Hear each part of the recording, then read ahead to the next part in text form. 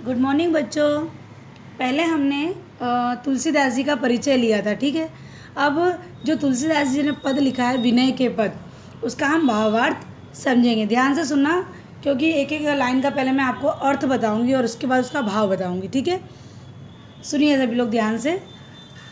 ऐसो को उदार जग माही, ऐसो मतलब ऐसा, को मतलब कौन, उदार मतलब उदार दिल, जग का अर्थ होता है दुनिया, माही मतलब मैं।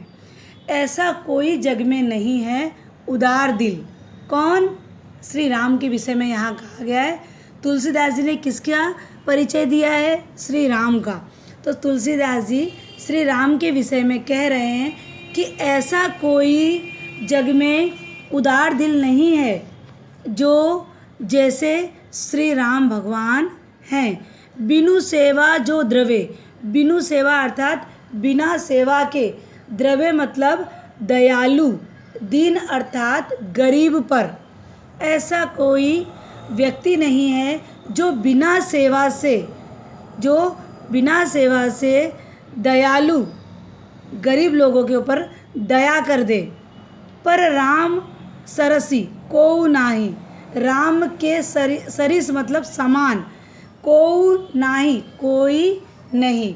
बिना सेवा से जो दीन दुखियों की सेवा करने के लिए तत्पर हो जाता है, ऐसे श्री राम के जैसा इस दुनिया में, इस जगत में कोई नहीं है। समझ में आई दो लाइन? चलिए थर्ड लाइन। जो गति जोग विराग जतन करी नहीं पावत मुनि ज्ञानी।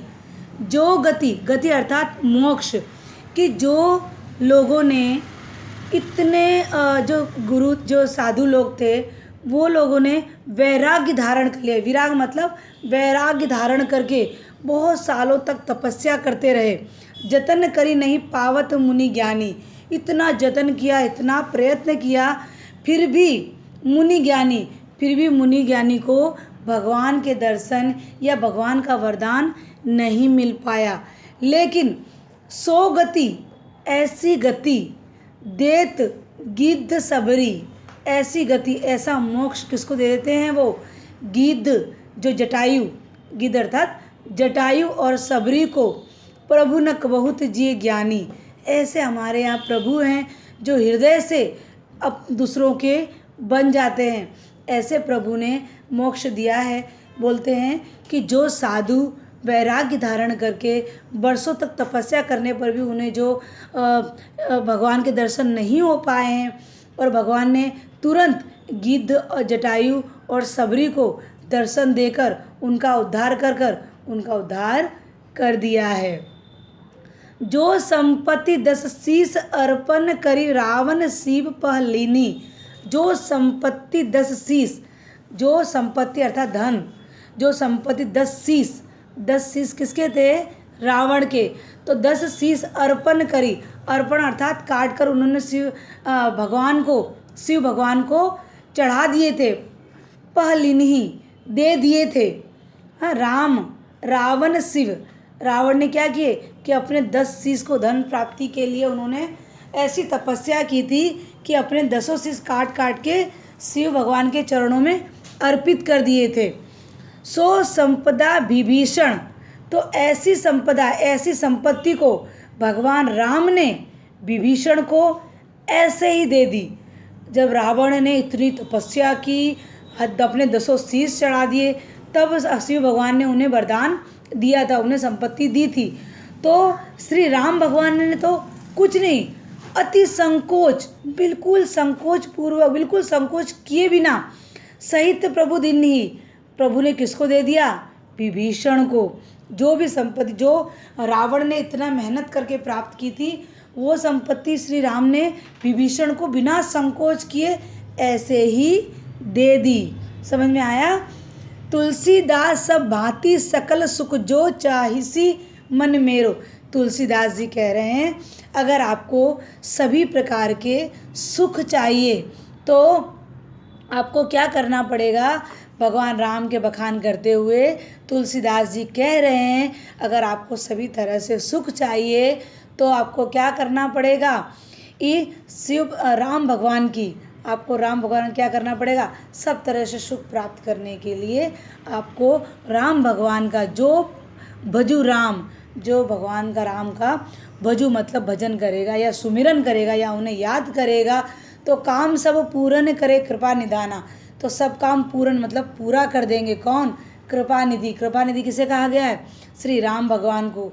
कि अगर राम भगवान को आपको अगर पूरा सुख चाहिए संसार के अंदर तो क्या करना चाहिए, राम भगवान का सुमिरन करना चाहिए या उनका भजन करना चाहिए, उन्हें याद करना चाहिए, उनकी पूजा करनी चाहिए।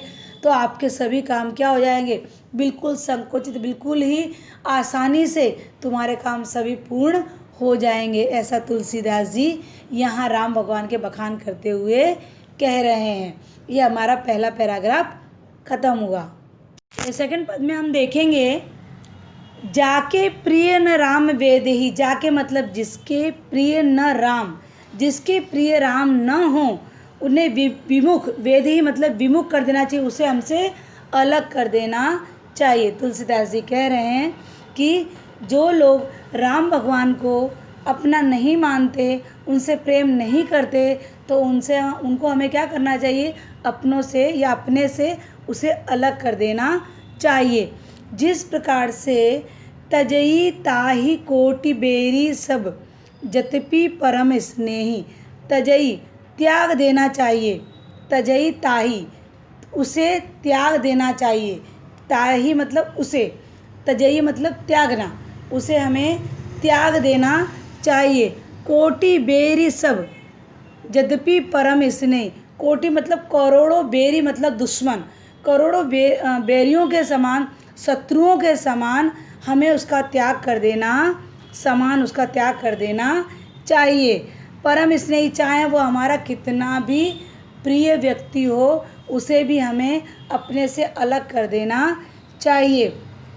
जिसको राम प्रिय ना हो उसे हमसे, अपने आप से हमें उसे अलग कर देना चाहिए। चाहे वो व्यक्ति हमारा परम स्नेही, चाहे कितना भी हमारा प्रिय व्यक्ति हो, स्नेही मतलब प्रेम, प्रिय व्यक्ति हो, उसे भी हमें करोड़ों शत्रुओं के समान उसका त्याग कर देना चाहिए। थर्ड लाइन, तज्यो पिता प्रहलाद। जिस प्रकार से प्रहलाद ने अपने पिता को त्याग दिया, तज्यो मतलब त्यागना, प्रहलाद ने जिस प्रकार से अपने पिता को त्याग दिया था, विभीषण ने, विभीषण बंधु, विभीषण ने अपने भाई को त्याग दिया था। भरत महतारी, महतारी मतलब माँ, कि भरत ने क्या किया, अपनी माँ को, अपनी माँ का त्याग किया था। बलि गुरु तज्जो, बलि ने क्या किया था कि गुरु शुक्राचार्य को त्याग दिया था।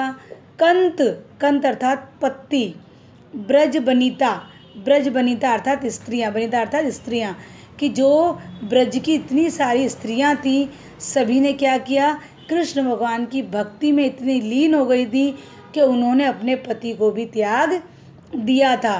भय मुद मंगली, भय मुद के अर्थ तब उनका, भय मुद मतलब तब उनका मंगल हुआ, यानी वो आनंदित हुए। जिस प्रकार से उन्होंने इन सब का त्याग किया, क्योंकि ये सब कैसे थे, भगवान के शत्रु थे, और जब ये भगवान के शत्रु हैं तो इनको हमारे साथ रखकर हम भी पापी बन जाएंगे, इसीलिए इनका त्याग करना ही योग्य रहेगा, तभी हमें सुख शांति और आनंद प्राप्त होगा, अन्यथा हम आनंद प्राप्त कर पाएंगे नहीं। नाते नेह राम के मनियत, इसलिए इन्होंने, तुलसीदास जी ने कहा है, मनियत मतलब के लिए, इसलिए तुलसीदास जी कह रहे हैं कि सुहृदय सुव्य जहाँ लो, सेवा करने से, करने योग्य, जो सेवा करने योग्य होते हैं हमें उन्हीं की सेवा करनी चाहिए, अन्यथा जो हमारे योग्य नहीं है, जो हमारे सेवा करने योग्य नहीं है, जो हमारे लायक नहीं है, उसे हमें त्याग देना चाहिए। आगे, अंजन कहाँ आँख जेही फूटे, अंजन अर्थात काजल, कहाँ आँखें जेही, अगर आँख में काजल जेही मतलब जाता है और फूट जाए, तो ऐसे काजल, जो काजल होता है वो हमें कैसा, जो हम खुद बनाते हैं उसी काजल का हमें आँखों में लगाने के लिए प्रयोग करना चाहिए। नहीं तो बाहर का अगर कोई केमिकल वाला काजल आ जाए या कोई एक्सपायरी डेट वाला काजल आ जाए तो क्या होगा, वो हमारी आँखों को फोड़ देता है। इसीलिए वही आँखों में वही काजल लगाना चाहिए जो हमारी आँखों को अच्छी तरह से सूट हो जाए। जो हमारी आँखों को हम लगाते हैं तो हमारी आँखों को वो तसल्ली दे, ठंडक दे और हमारे आँखों की रोशनी बढ़ाए, तो ही हमें उसे बोलना चाहिए। बहुत आहा कहा कहाँ लो, बहुत आहा, इसलिए इस प्रकार से हमें देखना चाहिए, इस प्रकार से हमें करते रहना चाहिए। कहाँ तक, जहाँ तक हमारी आँखों में अच्छी तरह से काजल का प्रयोग कर जाए तब तक, ठीक है। जो काजल का प्रयोग आँखों की ज्योति बढ़ाने के लिए किया जाता है, उस काजल से क्या लाभ, जो हमारी आँखों के लिए हानिकारक हो। ज्योति बढ़ाए वो सही है, लेकिन हानिकारक वो हमारे लिए योग्य नहीं है। तो तुलसीदास सोब सब भांति परमहित, तुलसीदास जी कह रहे हैं कि व्यक्ति हमारा परम हितैषी, शुभ चिंतक और प्राणों से अधिक प्रिय हो तो हमें क्या करना चाहिए, जासो हो स्नेह, जिससे हमारा प्रेम हो, हमारा स्नेह हो, तो उनके चरणों में ही हमें दिन प्रतिदिन भक्ति करते रहने चाहिए, जिससे हमारा भी कल्याण हो और भगवान हम अपनी भक्ति का हमें अवसर प्रदान करें। इस प्रकार से राम के प्रति हमारे स्नेह का विस्तार होता जाए। ये तो मत हमारो, तुलसीदास जी कह रहे हैं बस मेरा इतना ही मत है कि तुम सब राम भगवान की भक्ति करो और आगे हमारा कल्याण होता जाए, हमें ऐसा कार्य करते रहना चाहिए। चलिए अब हमें आ रहा है यहाँ पर ये जो पोएम थी ख़त्म हो गई है। अब आगे के नेक्स्ट लेक्चर में हम आगे पढ़ेंगे।